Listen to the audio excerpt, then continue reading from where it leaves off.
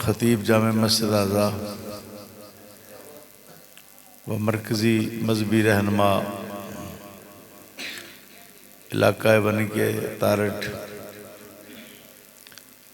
دیگر علماء کرام، میرے بزرگوں، دوستوں، عزیزوں، میں صرف حاضری لگوانے کے لیے کچھ باتیں آپ کے سامنے رکھوں گا اور خصوصی طور پر اس درسگاہ کو کس طرح آگے لے کر جانا ہے اور آپ نے اس میں کیا کردار ادا کرنا ہے، دینی مدارس کی کیا اہمیت ہے،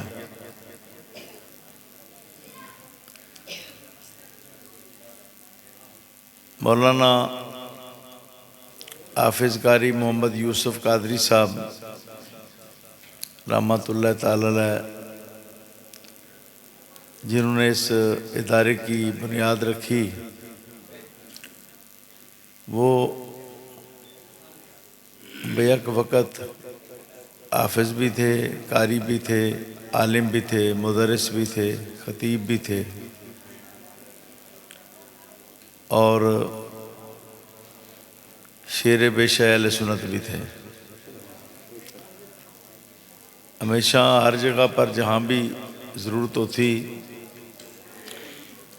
ناموس رسالت کا مسئلہ ہوتا یا نظام مصطفیٰ کا، تو راولپنڈی میں پروگرام ہوتا، اسلام آباد میں ہوتا، لاہور میں ہوتا، تو مولانا یوسف قادری کبھی بھی پیچھے نہیں رہے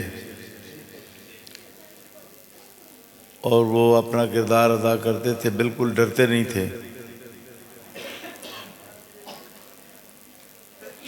پھر انہوں نے مجھ سے طریقت میں بیعت بھی کی۔ وہ پہلے استاد العلماء مولانا محمد احسان صاحب کے مرید تھے، فیصل آباد میں وہ وفات پا گئے، تو ان کے بعد انہوں نے مزید روحانی تربیت کے لیے مجھ سے بیعت کی اور میں نے ان کو خلافت بھی دی سلسلہ قادریہ کی۔ ان کے وصال تک یہ مدرسہ ترقی کر رہا تھا، بڑے محنتی تھے وہ، ناظرہ بھی پڑھاتے، حفظ بھی پڑھاتے، درس نامی بھی پڑھاتے، ایک وقت میں لڑکیوں کو بھی پڑھاتے، لڑکوں کو بھی پڑھاتے، پورے علاقے کے اندر وہ نمائندگی بھی کرتے علاقے کی۔ تو ان کے وصال کے بعد مدنی صاحب جیسے بتا رہے تھے، یہ یونیورسٹی میں پڑھ رہے تھے، تو اس مدرسہ کو کچھ اس میں کمزوری لاحق ہوئی۔ اب ماشاءاللہ میں بہت خوش ہوں کہ مدنی صاحب پوری محنت کر رہے ہیں، میں نے بھی ان کو ترغیب دی ہے۔ دینی مدارس کی بہت اہمیت ہے اور ضرورت ہے۔ دیکھیں سب سے بڑا مرکز جو ہے نا وہ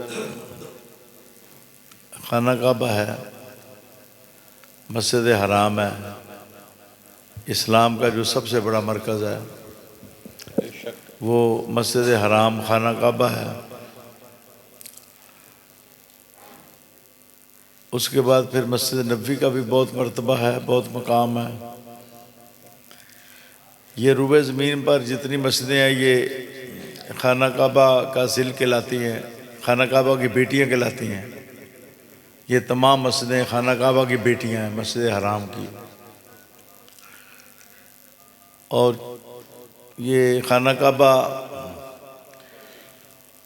جن لوگوں کو میسر نہیں ہوتا کہ وہاں نماز پڑھیں تو ان کے لیے پھر یہ مسجدیں ہیں۔ ان میں جماعت کے بغیر بھی پڑھیں تو 25 گنا ثواب ہے، جامع مسجد میں پڑھیں تو 500 گنا زیادہ ثواب ہے، اور جماعت کے ساتھ پڑھیں تو یہی ثواب 27 گنا اور زیادہ ہو جاتا ہے۔ تو یہ مسجدیں جو ہیں ان کی بڑی اہمیت ہے، یہ اسلام کا مرکز ہے۔ عبادت کے لیے بھی مرکز ہیں، مسلمانوں کی ملاقات کے لیے بھی مرکز ہیں، مسلمانوں کا آپس میں جو تعارف ہوتا ہے۔ ورنہ جو لوگ نماز نہیں پڑھتے بڑے بڑے شہروں میں رہتے ہیں، پڑوسی کا پڑوسی کو پتہ نہیں ہوتا، لیکن جو لوگ نماز پڑھتے ہیں وہ آپس میں ایک دوسرے کے نہ صرف واقف ہو جاتے ہیں بلکہ ایک دوسرے کے وہ خیر خواہ اور ہمدرد ہو جاتے ہیں، دوست بن جاتے ہیں، آپس میں دوستی کا نظام قائم ہوتا ہے۔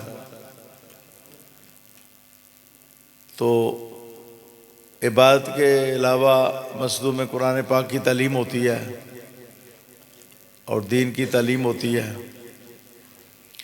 حضور نبی کریم صلی اللہ علیہ وآلہ وسلم کے زمانہ میں تو ہر وقت ہی حضور دین پڑھاتے تھے۔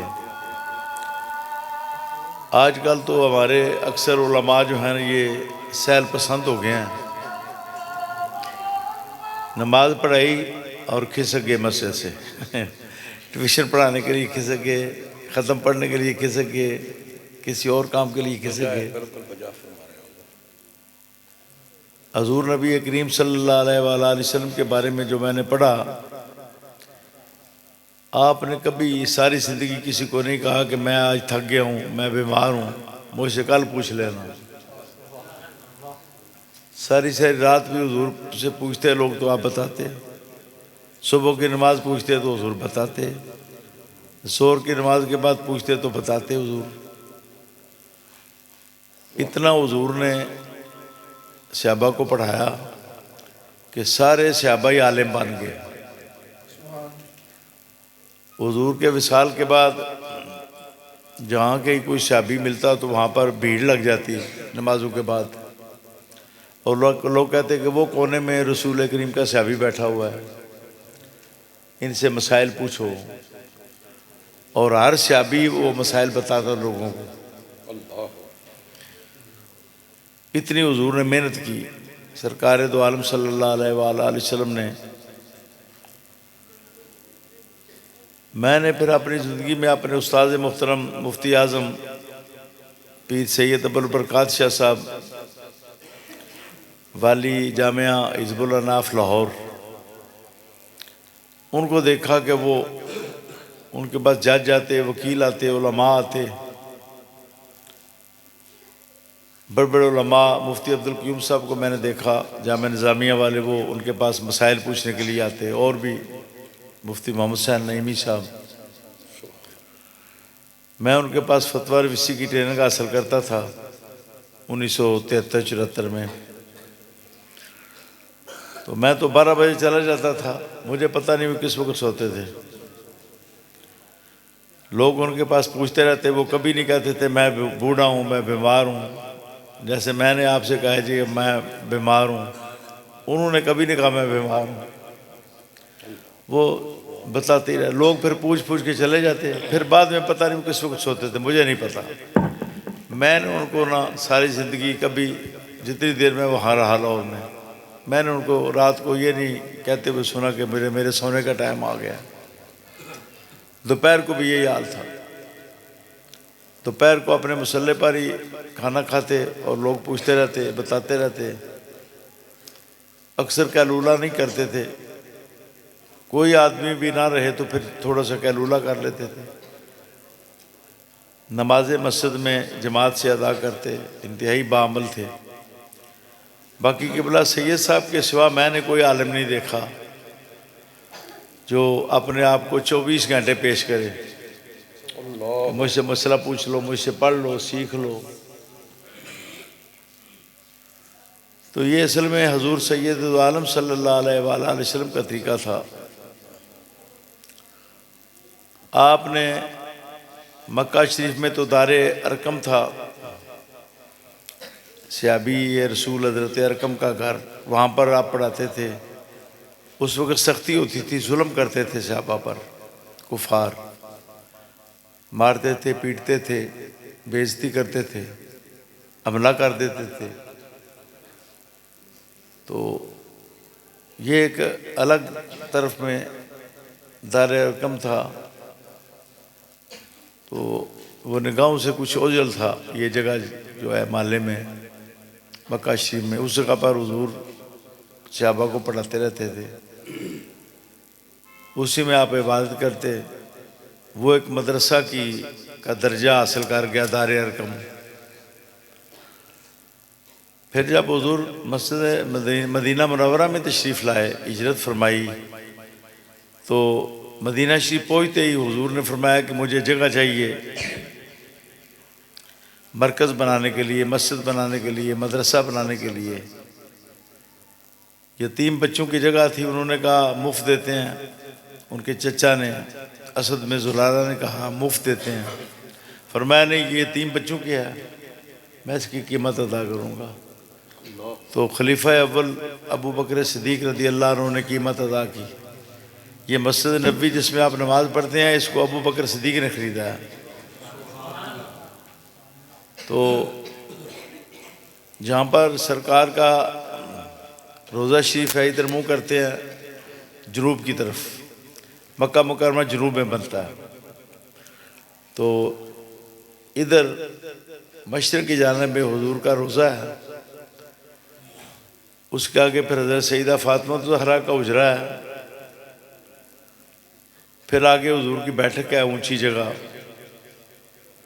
پھر اس کے بعد برابر جگہ ہے، پھر آگے ایک اونچی جگہ ہے۔ وہ جگہ جو ہے اس وقت بھی یہ چبوترا تھا، اونچی جگہ تھی، اوپر ایک صاحبان لگوا دیا حضور نے۔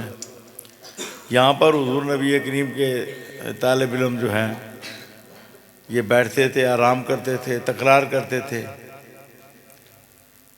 اور ان اصحاب صفہ نے بڑے بڑے کام کیے، بڑے بڑے کام ہوئے۔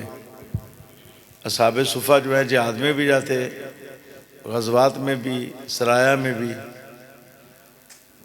اور حضور سے قرآن لیتے آگے پہنچاتے، حدیث لیتے آگے پہنچاتے، آپ کی بیویوں کو پانی بھر کے دیتے، باہر سے دودھ دو کے لاتے، اور دودھ اجروں میں، آپ کے اجروں میں پیش کرتے، مہمانوں کو سنبھالتے، مہمانوں کے اونٹوں کو چارہ ڈالتے، مسجد نبوی کی صفائی کرتے، اور ہر وقت حضور نبی کریم کے شہر کا پہرہ دیتے، دن کو بھی رات کو۔ کسی کو مجال نہیں ہوئی، اتنے دشمن تھے کہ کوئی حضور کے اجرا پر حملہ کرے۔ مسجد نبوی میں آپ نے سنا نہیں ہوگا کسی نے حملہ کیا حضور پر۔ یہ اصحاب صفہ جو ہے ان کے اتنا روب دبدبہ تھا کہ کسی کی کیا مجال کہ وہ حضور نبی کریم کے کاشانہ مبارک پر حملہ کرے۔ اس قدر وہ اپنے فرائض انجام دیتے حضور کے جو طالب علم تھے، اور دنیا حیران ہے، ہر بندہ ہی قابل، ہر بندہ ہی اعلیٰ ترین صلاحیتوں کا مالک۔ 1,24,000 سے زیادہ تو حجۃ الوداع میں موجود تھے، باقی جو نہیں گئے گھروں میں تھے وہ اس کے علاوہ تھے۔ ہر ایک کی جو ہے حضور نے اس کو باکمال بنا دیا، اور حضور کی عظمتوں کا اندازہ جب لگایا جاتا ہے تو اس بات سے بہت زیادہ لگایا جاتا ہے کہ آپ نے بڑے قابل لوگ تیار کیے۔ آپ کے صحابہ بہت قابل تھے، ہر میدان کے شاہ سوار تھے۔ جب شام فتح ہونے لگا نا دمشق، تو دمشق کے حاکم نے کہا کہ ان کے ساتھ لڑائی کرنی ہے یا ان کے سپرد کر دیں، لڑائی سے بچ جائیں۔ مشورہ کرنے لگا تو پوچھا کہ ان کے بارے میں مجھے بتاؤ، اصحاب رسول کے بارے میں۔ تو بتانے والے نے کہا دن کو تو وہ جہاد کرتے ہیں اور رات کو وہ راہب ہوتے ہیں، مسلوں پر کھڑے ہو کر عبادت کرتے ہیں۔ اس نے کہا پھر تم ان کا مقابلہ نہیں کر سکتے، جو ساری ساری رات جاگنے والی قوم ہے نا، اور دن کو تلوار پکڑتے ہیں، جہاد کرتے ہیں، تم ان کا مقابلہ نہیں کر سکتے۔ بہرحال میں بتانا ہی چاہتا ہوں کہ حضور نبی کریم صلی اللہ علیہ وآلہ وسلم نے بہت محنت کی علم کی اشاعت پر۔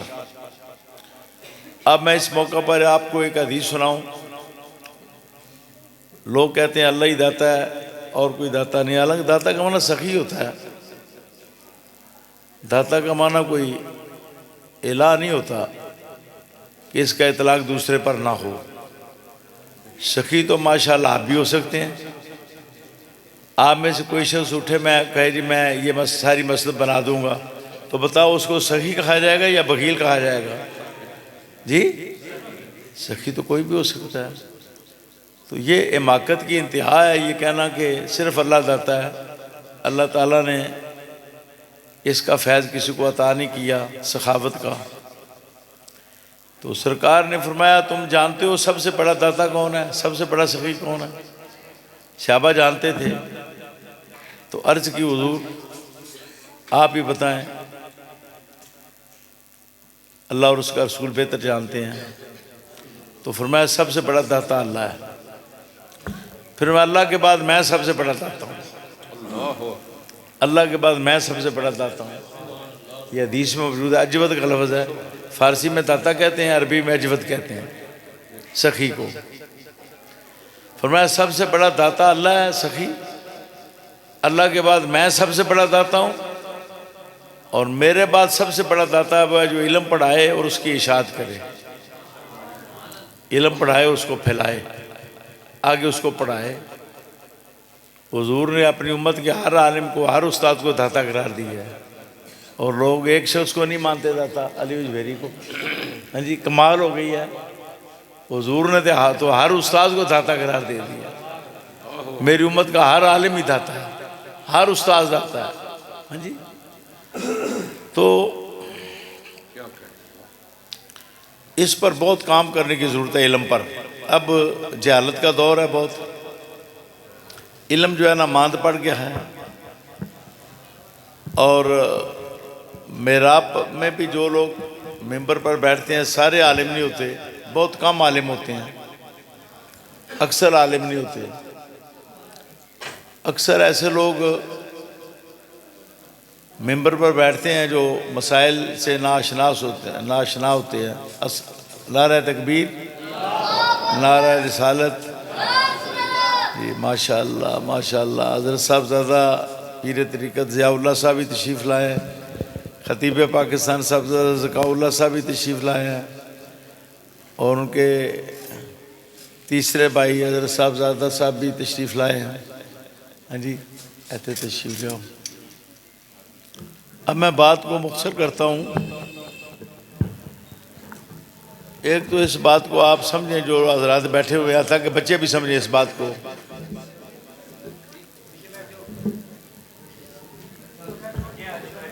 آپ اس بات کو یہ سمجھیں کہ اگر یہ مسجد جو ہے ہم سونے کی بنا دیں, چاندی کی کا اس میں گارا استعمال کریں, سونے کی اینٹیں لگا دیں, اور قیمتی سے قیمتی ہم اس میں سامان تزئین کا جو ہے وہ نصب کر دیں, اور اس میں امام خطیب کوئی نہ ہو, السلام علیکم, اس میں اذان دینے والا کوئی نہ ہو. یہ بات ذرا توجہ سنیں سارے. مسجد بنا دیں لیکن کوئی اذان دینے والا نہ ہو, کوئی جماعت کرانے والا نہ ہو, کوئی قرآن شریف پڑھانے والا نہ ہو, کوئی خطبہ جمعہ دینے والا نہ ہو. تو آپ بتائیں وہ مسجد آباد ہے یا غیر آباد ہے؟ تو آپ سمجھ جائیں اس بات کو. جو میں کہنا چاہتا ہوں وہ یہ ہے کہ مسجد اسلام کا مرکز ہے, لیکن مسجد کو آباد مدرسے کرتے ہیں. مدرسوں میں علماء پیدا ہوتے ہیں, وہ مسجد کو آباد کرتے ہیں. مسجد میں حافظ پیدا ہوتے ہیں, وہ مسجدوں میں امامت کراتے ہیں. مدرسوں میں قاری پیدا ہوتے ہیں, وہ مسجدوں میں قرآن پڑھاتے ہیں. تو یہ مدرسے جو ہیں ان کی اہمیت یہ ہے, نعرہ تکبیر, نعرہ رسالت, پیر طریقت حضرت صاحب زادہ پیر سید محمد عثمان شاہ صاحب گیلانی دامت برکاتہم العالیہ.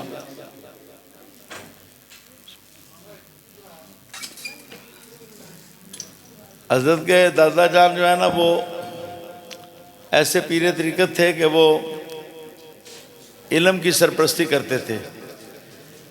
ہمیں حکیم الامت مفتی احمد یار خان بتاتے تھے کہ وہ کتابیں لکھتے اور چھاپنے کی ان کے پاس طاقت نہیں تھی, تو حضرت کے دادا جان کتابیں چھپواتے تھے.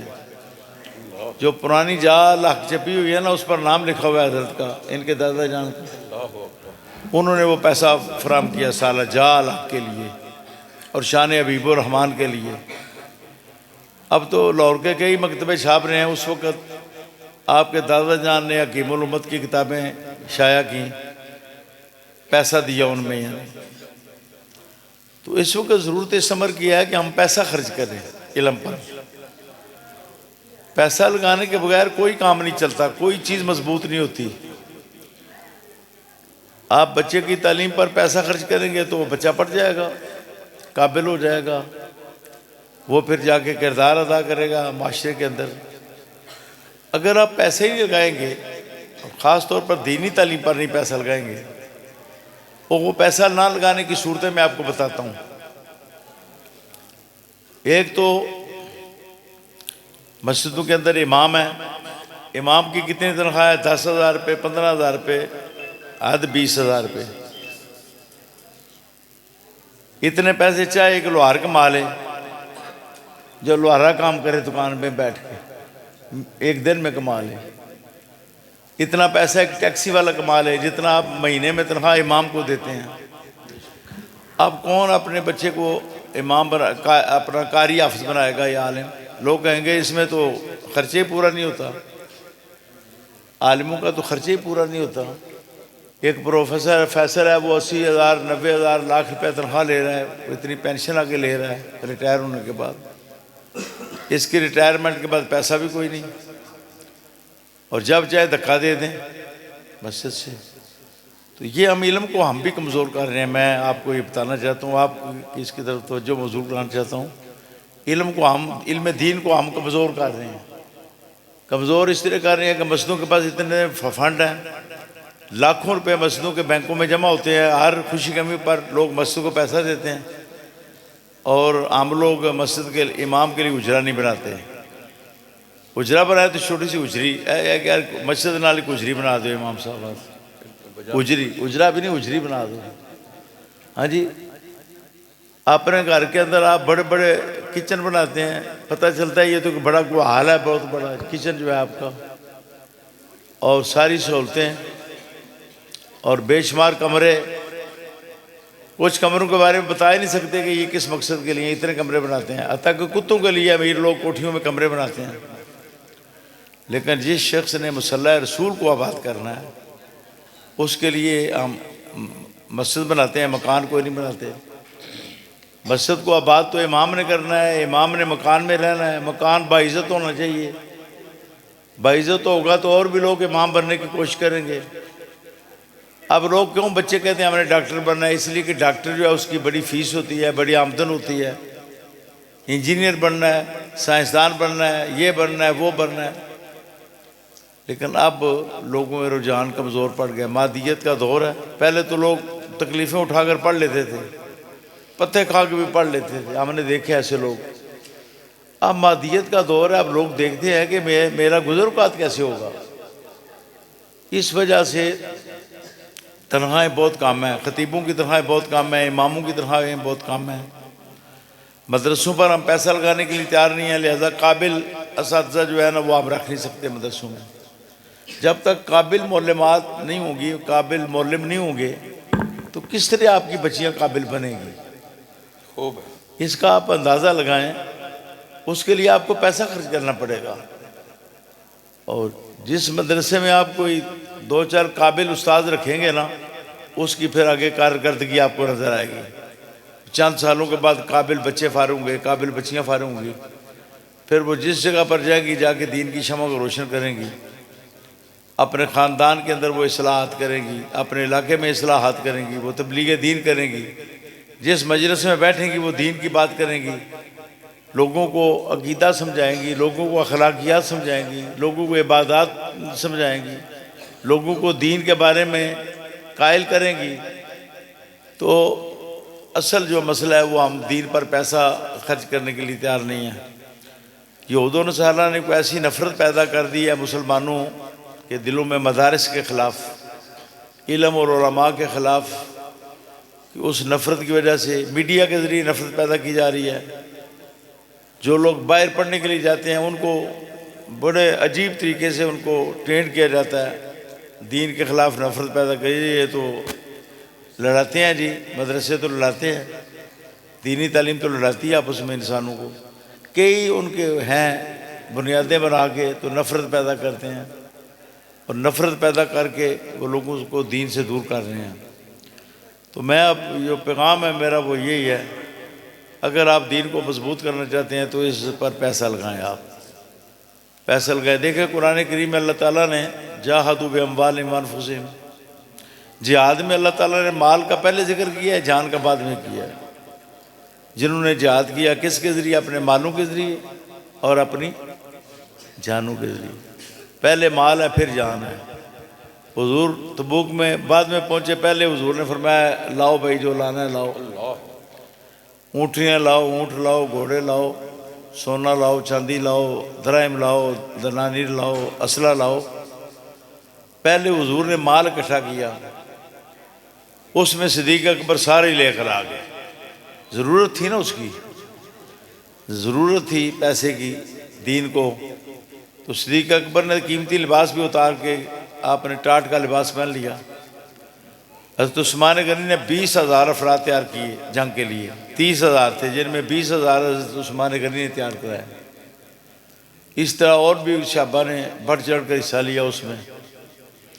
کچھ صحابہ کے پاس زیادہ نہیں تھا، انہوں نے بھی اپنی طاقت سے زیادہ اس میں حصہ لیا۔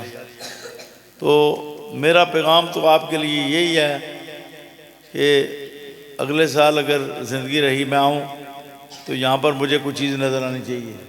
ہاں جی، یہاں قابل 2-4 استاذ تو ہونے چاہیے، ادھر معلمات بھی 2-4 قابل ہونے چاہیے مدنی صاحب کے پاس، ادھر قابل معلمات ہوں، لائق جو قرآن و حدیث کی ماہرات ہوں، اور اچھی قاریہ ہو، اچھی معلمہ ہو۔ سردرس باجی صاحبہ نے مجھ سے وعدہ کیا ہے، ان کی امی جان نے، کہ میں کام کرتی ہوں، کچھ 2 بیٹیاں ہمارے جامعہ سے پڑھ کے آئی ہیں آپ کے گاؤں میں، امتیاز سیما صاحب کی بیٹیاں 2، ایک مریم اور ایک عائشہ، ان کو بھی میں نے پیغام بھیجا ہے کہ وہ بھی کردار ادا کرے اس میں۔ تو آپ بچیوں کو ادھر بھیجیں، ادھر باپردہ آئیں، باپردہ جائیں۔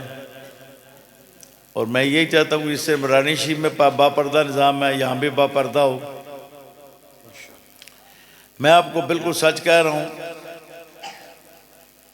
52,000 بیٹیاں ہمارے جامعہ سے نا عالمات بنی ہیں، 52,000 ہاں جی، یہ آج سے کوئی 1.5 سال پہلے کی رپورٹ ہے، 2 سال پہلے کی، اب مزید بھی ہوئی ہیں۔ میں نے آج تک جامعہ کی کسی لڑکی کو نہیں دیکھا، میں بالکل آپ کو صحیح کہہ رہا ہوں، میں نے کوئی جامعہ کی لڑکی نہیں دیکھی۔ تو پردے کی حالت میں ہو تو ٹھیک ہے، وہ بات کرے، جو پردے کی حالت میں نہیں ہے میں اسے بات ہی نہیں کرتا۔ اور جامعہ کے اندر کسی کی کیا مجال کوئی بے پردہ لڑکی کے سامنے جائے، اتنا ہم نے پردے کا انتظام سخت ٹائٹ رکھا ہوا ہے۔ اب میں سفید ہو گئی میری داڑھی، اب بھی میں کسی لڑکی کے سامنے نہیں جا سکتا، اتنی سختی ہے۔ ہاں جی، مدرسے میں کوئی تعمیرات کا کام کرانا تو پردہ ہوگا، پھر وہاں جا کے کسی مستری کو دکھائیں گے یہ کام کرنا۔ تو یہ پردہ تو ایک بنیادی چیز ہے نا اسلام میں، یہ تو بنیادی امور میں سے ہے، اور جب مدرسوں میں نہیں ہوگا تو پھر بیڑا غرق ہر چیز کا۔ تو یہاں پر یہ سارا طے کیا ہے ہم نے کہ پردہ ہوگا، بیٹیاں باپردہ آئیں گی، باپردہ جائیں گی، پوری حفاظت ہوگی بیٹیوں کی، اور اچھی معلمات رکھی جائیں گی یہاں پر۔ ادھر مدنی صاحب جو ہے یہ کام کریں گے، حفظ کا شعبہ ماشاءاللہ بہت اچھا چل رہا ہے، اب اور ایک قاری رکھیں تو اور چل جائے گا، اور رکھیں تو اور چل جائے گا۔ اور پھر درس نظامی کے لیے بھی ایک قابل استاد کی ضرورت ہے جو ماہر ہو درس نظامی کی تعلیم کا، لیکن وہ آج کل قابل استاد تو بڑی تنخواہ سے ملتا ہے، تھوڑے بہت وظیفے سے تو نہیں ملتا، تو اس کے لیے پیسہ لگانے کی ضرورت ہے۔ تو میں آپ سے درخواست کرتا ہوں بنی کے تارڈ کے مسلمانوں سے، چھوٹوں سے لے کر بڑوں تک، سب تک، آپ اپنی توفیق کے مطابق چندہ دیا کریں، مدرسے میں ماہانہ دیا کریں کہ میں اتنا دوں گا، میں اتنا دوں گا، میں اتنا دوں گا۔ ابھی اس وقت بے شک آپ اعلان نہ کریں، کل بتا دیں، پرسوں بتا دیں مدنی صاحب کے پاس آ کے۔ کچھ لوگ جو ہے نا وہ تنخواہ میں معقول حصہ ڈالیں، کچھ لوگ طلباء کے صابن تیل کے لیے، کچھ دوائیوں کے